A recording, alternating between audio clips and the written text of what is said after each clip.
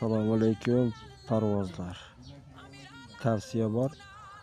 Mana shu vitamin, multivitamin, minerallarga boyitilgan narsani olib kelib qo'yib, vet aptekada bo'ladi. 40 ming so'm mana shu. Ishdagisi 100 gram.